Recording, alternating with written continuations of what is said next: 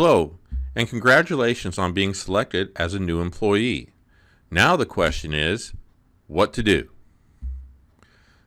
This seminar is going to tell you a few things that will position you for success in your new pursuits. First of all, the basics. Let's start with a story. Imagine for a moment that there was a really cool sports car that you wanted to drive. All your life you wanted to drive this fancy sports car.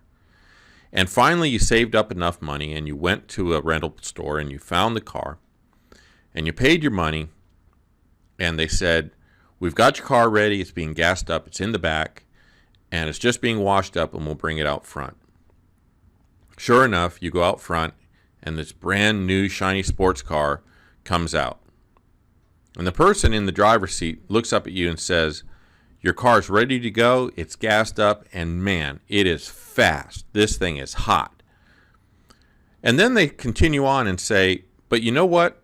I've got a few things I need to do, so I'm just going to go ahead and take this car and I'm going to go over to the store and maybe get some chips. I might meet up with some of my friends and we'll just kind of shoot the breeze. And then I'll be back in about 45 minutes and you can take your car." Well, what would you say? You'd probably tell the person to get out of your car. Well, why would you do that? Because you rented it. That's your car for the next 8 hours. And it's the same kind of concept that we have to have in mind when we go to work for somebody. They're renting your time.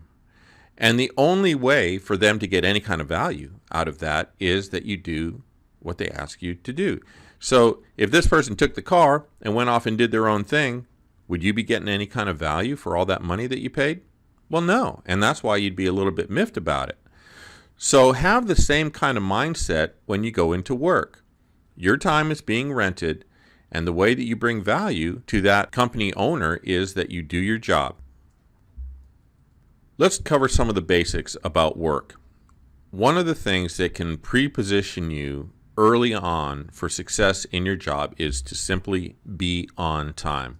Now, what do I mean by be on time? Being on time universally means that you get to work in enough time that you can be on the line or in your position or at your job at the designated time. That doesn't mean that you come to work right on the dot and then go put your stuff away, maybe use the restroom, maybe grab a snack, and finally wind up in your position maybe 10 or 15 minutes later. That can really irritate your supervisor, so please don't do that. Plan ahead of time so that you will be in your position, ready to go, and productive at the time designated on your schedule. And that brings us to another thing. If you're going to be on time, then it kind of makes sense that you're going to need to know what your schedule is. So who's responsible for that? You are. And I'm going to give you a little word of caution here. Sometimes people get sick or they have an appointment or something comes up so that the schedule changes. The best way to make sure that you're on time every single day is to check your schedule personally every single day. It's never appropriate to call in for your schedule, because what if the person who's relaying your schedule to you makes a mistake? It's still going to be your fault that you didn't make it to your shift on time. So make sure that you make it a personal point to write down your schedule and to check it every day to make sure there haven't been any changes. And that way you'll be confident to know that you're on time every time. Have you ever seen geese flying across the sky? It's a beautiful sight, isn't it? And they fly in that V formation. And scientists have found that when they fly in that V formation, that the lift of the wings of the geese in the front actually assists the ones behind them. And then the one at the end of that V will fly up and take the lead, and they kind of take turns. And that's a beautiful example of a team working together. Those geese don't have a discussion. Well, hey, it's your turn to get up front. Well, I don't want to go up front. Well, why do I have to go up front? There's no talk about that. They just do it. And that is a very basic truth when it comes to the workplace. Do what you're told. So what if you don't agree with it? What if you think, well, that's not fair? Or, well, I really wonder why it's me that has to do it and not so-and-so over there. Well, let me tell you how to handle a situation like that. Number one, do what you're told. And then afterwards, during a time where maybe you're on a break or maybe you have some extra time, ask politely and tactfully to speak with your supervisor. Go in private and discuss your concerns. Do not refuse to do a task just because you feel you need to know why it's you that's being tasked with doing it. Your time is being rented. If your employer chooses to have you do task A, B, and C, and another employee do task D, E, and F, that is completely up to them. You can discuss it, but in the right setting, and that is after you've completed what you've been asked to do, in private and tactfully with your supervisor. Why not talk with a decision maker? Talk with a person that can actually do something about the issue. One of the basics that will really help you to not only do good in your job at your position now, but it will have your supervisors looking positively at you for promotion, and that is to stay busy. Notice that I didn't use the words look busy. I said stay busy. You're going to find yourself in a couple of situations. When you're at work, you're going to be given certain things to do, and you will find from time to time that you've gotten done everything that you were given to do, and that's great. That's wonderful. However, what to do now? Do I just stand there? Do I just look around, or what do I do? Well, there's a couple things that you can do. The first thing that I'm going to suggest is to check with your supervisor. If you are in a customer service job and your job is actually to be available to customers, you wouldn't want to leave your position and go do something else. That could get you into trouble. So ask your supervisor, just let them know something like this. Hey, boss, I find myself having completed the things that I was given to do today, and I was just wondering, is there anything I could stay busy with right now? Oh my gosh, they are just going to love hearing those words, and that will really position you head and shoulders above the pack because you're there to work, and you're bringing more value to your bosses. I mean, that's just a wonderful thing. What if your supervisor is not around? Or what if you're just in the middle of the day and you have like 5 minutes, 7 minutes, 10 minutes, and you find that you have all of your things done, and according to your supervisor, you are able to, move from the position without causing any problems in customer service or production or anything like that. What can you do? You can help your coworker. Help your coworker. Why would I want to help my coworker? Because it's not just about your coworker, it's about the business. You are there to help the business run smoothly, and when you help your coworker, it really fosters a sense of teamwork. And you know what? You may find yourself in a position where you need help, and I'll bet you that your coworker is going to be more anxious to help you if you took the initiative and helped them out of a bad situation before. This one seems to be a tripping point for some employees, but it is really basic to doing a good job and having success in the workplace, and that is follow the rules. Follow the rules. The rules are there to protect you, to protect your customers. The rules are there to follow the law. The rules are there so that your company will run as smoothly as possible. So it is never appropriate to question the rules or to rebel against the rules and not follow them. Once again, it's the same thing as if you felt like a task was unfair. The best way to do this is follow the rules and then in private and tactfully discuss the rules with your supervisor, and you can get more clarification from them in private. Following the rules is really important. Just because you don't understand why a rule exists does not mean that you don't follow it. Some things you don't understand, and that's okay to not understand them, but there are really good reasons for it. Let me just give you an example. Let's say a worker in the food service industry was told that they needed to cook a particular piece of meat for 3 minutes per side at a particular temperature, let's say 350 degrees. And they said, well, I don't know why I have to do it for 3 minutes. It'd be a whole lot quicker if I only used 1.5 minutes each side. I'd get this thing out. It looks good. It looks like it would taste just as good as if I did 3 minutes per side. Well, the obvious reason for that is for food safety. Now, just because the worker doesn't understand that doesn't mean that that food is going to be safe. And it's the same thing when it comes to following the rules. Decide in your mind right from the outset that you are going to learn what's expected and you're going to follow the rules. You'll find yourself having a much less stressful time at work, and you will also find that your employer appreciates it.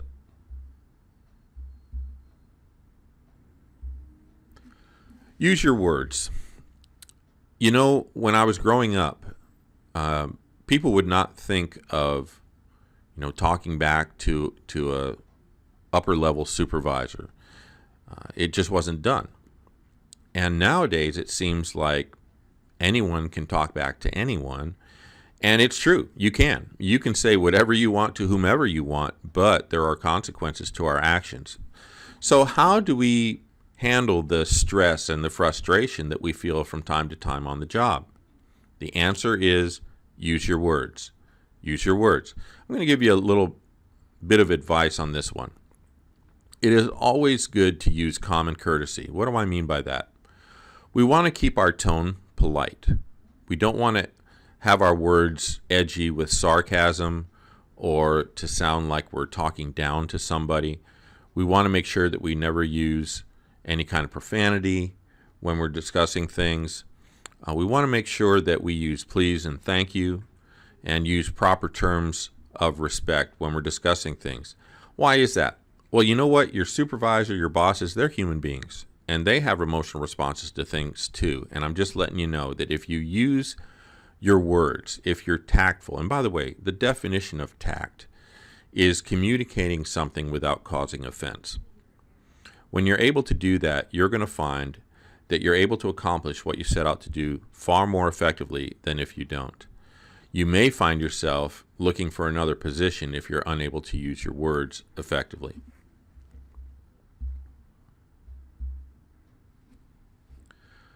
The next thing is very important because it has to do with your safety and the safety of your teammates, and that is to look the part. I'm not just talking about the clothing you wear. I'm talking about the safety equipment that is required for you on the job.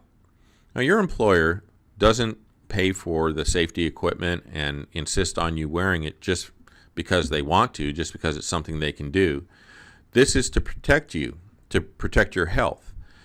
You don't want to get cut. You don't want to get knocked on the head. And you don't want to have any kind of injury happen in the workplace, and neither does your employer. So when they provide safety equipment and ask you to wear it, make sure that you do every single time. There are no shortcuts. Word of caution here. Your safety gear is not a fashion accessory, so you need to wear it according to the way that it is supposed to be worn. We don't want to wear it in such a way that we make some sort of fashion statement, but we prevent it from being the protective device that it's meant to be. Make sure that you wear your safety equipment every time, everywhere that you're required to wear it. It is very easy in this day and age to be distracted. In fact, we're seeing some laws coming out now where people are not permitted to be texting while they're driving, and that's a very good law because when you look down and you're texting, you're not watching the road, and you have a 1 or 2 ton vehicle that is just flying down the road that could cause, the death of somebody. We don't want that to happen. So the same thing holds true in the workplace. We don't want to be distracted by our cell phones or by an iPod or earphones or something like that where they are not permitted. So please put those things away and concentrate on the job. You don't want to work distracted. That is the way that some very bad injuries can happen. And also, remember the story about the sports car and the person looking up and saying, hey, I think I'll go ahead and take this for about 45 minutes and then I'll come back. Remember how that made us feel? Like, get out of my car. This is my car. This is my time. It's the same thing when we're wasting time by, checking social media or listening to songs and not being productive. That can be frustrating to the people who run the business. So we want to make sure that we never do that.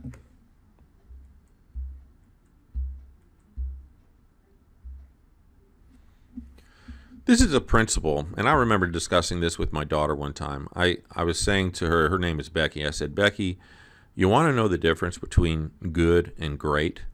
And she said, what? And I said, about 5 minutes. And what I meant by that is this, that once you get a job done, once it's finished and completed, take a look at it and then do a little bit more. Make it a little bit better. Just kind of put it over the top where it's gone from just being a good job or a satisfactory job to an excellent job. And I think you know what I mean. You can do a job satisfactorily, or you can do a job and your boss says, wow, I can't believe how good this is done. And oftentimes that means just adding a little something to the job. Let's say you're required to clean tables or to clean a floor. Well, what if you also clean a piece of machinery, or you take out the garbage as well, or you clean another area because you had time to do it? Doing your best is something that shows initiative. And I'll tell you what, when you get ready to write out your resume, and that's what this picture is all about, you know what your boss is going to be looking at, or what that prospective employer is going to be looking at. They're going to be looking to see if, guess what, you were on time, if you could get along with your supervisors, if you showed teamwork, if you showed initiative, if you did your best. Those are the things that they're going to be talking to your former employees about, and that's what you're getting ready to fill out on your future resume. When you go to work in the next few days, you are going to be writing down the next bullet on your resume. What's it going to say? Is it going to say, this guy, this gal was on time every time. This person always was conscientious about wearing their safety equipment. This person showed initiative. Those are the things that you want to see on your resume. And finally, a lot of people say, well, Dave, I need a raise. And I would look at them and I'd say, yeah, I agree you need a raise. And they would say, well, can I have more money? And I would ask them, well, why? Why should we give you more money? They say, well, I need it. That's not a reason. What's a good reason from the company's standpoint to give you more money? And I'm going to tell you the secret right now, and it's really not a secret, but some people don't seem to grab onto this. If you do, you will pre-position yourself to move up through the ranks, and that is learn new things. Learn new things. What do I mean by that? Well, let's say you're doing job A, and when you might want to work some extra hours or something like that. So you go to your supervisor and say, boss, if so-and-so calls in and you don't have somebody to work job A, I would just like you to know that you can call on me and I'd be more than happy to work job A. And he said, well, thank you very much. Or she says, thank you very much. And off you go.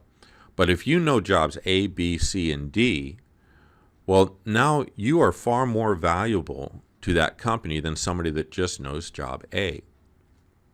In fact, one of the prerequisites for moving up into leadership is knowing the jobs, being familiar with them so that you can lead, you can supervise, or you can manage. So learning new things is a wonderful way to move through the ranks at work. Well, how do you do that? How do you access new learning? The best way to do it is to let your supervisor know that you're interested. Ask. Simply ask. Boss, I know I've only been here a couple of months, but I feel like I kind of know what I'm doing in this position, and I was just wondering, can I learn some other things? Can I learn another position? Could I learn, I don't know, to work at a different piece of machinery, or could I do a different set of tasks? You're going to find that your supervisor starts to pay attention to you because you are showing potential to move up. People that show initiative to learn new things are the ones that are going to move up through the ranks. Once again, congratulations on your new job. It's an exciting time. Maybe this is a first job for you, or maybe this is a different job that you have just kind of embarked on now, that you're kind of retooling your career. And maybe you knew these things, but just, a reminder is always healthy. I just want to encourage you, if you will follow these principles, you're going to find that you have a very successful time in the upcoming days, months, and years. Thanks very much. Talk to you later.